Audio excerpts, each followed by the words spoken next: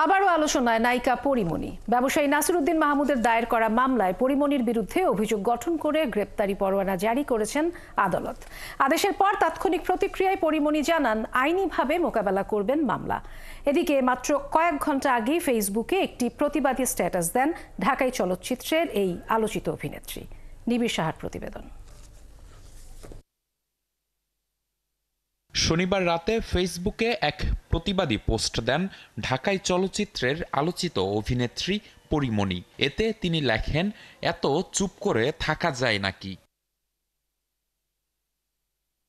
পরে জানা যায় তার স্ট্যাটাসের কারণ একটি অনুষ্ঠান বাতিল। হেফাজতে ইসলামের হুমকির মুখে টাঙ্গাইলের কালিহাতী উপজেলায় প্রসাধন ও অন্যান্য সামগ্রীর একটি কোম্পানির বিক্রয় কেন্দ্র উদ্বোধনের অনুষ্ঠান স্থগিত করা হয়েছে, যেটি উদ্বোধন করার কথা ছিল অভিনেত্রী পরীমনির।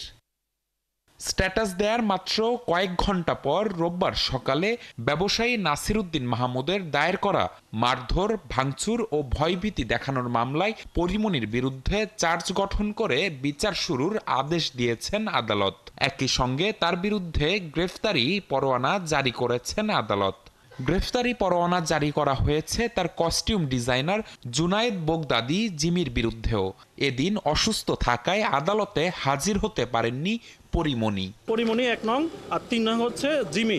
এই দুইজনকে অপরাধ প্রাথমিকভাবে সত্যতা পেয়েছে, সাক্ষ্য প্রমাণ পেয়েছে, সেগুলো রিপোর্ট দিয়েছিল। পরীমনির বিরুদ্ধে সময়মতো নামঞ্জুর করে ওয়ারেন্ট ইস্যু করেছে, আর চার্জের জন্য সময় দিয়েছে সেটাও নামঞ্জুর করে ওনার চার্জ ফ্রেম করেছে। এখানে যে ধারা দুটো আসছে, দুটো ধারা হচ্ছে 323 আর 506। তো দুটো ধারায় ওনার সব মিলে 3 বছর সাজা হওয়ার আশা করছি, আমরা সম্ভাবনা আছে। এই আদেশের পর তাৎক্ষণিক প্রতিক্রিয়ায় পরীমনি বলেন তিনি অন্যায়ের কাছে মাথা নত করবেন না, এই ঘটনা আইনি প্রক্রিয়ায় মোকাবেলা করবেন। মারধর ও হত্যা চেষ্টার অভিযোগ এনে 2022 সালের 18 জুলাই ঢাকার আদালতে নালিশি মামলা করেন ব্যবসায়ী নাসিরউদ্দিন মাহমুদ। নিবিড় সাহা, 71, ঢাকা।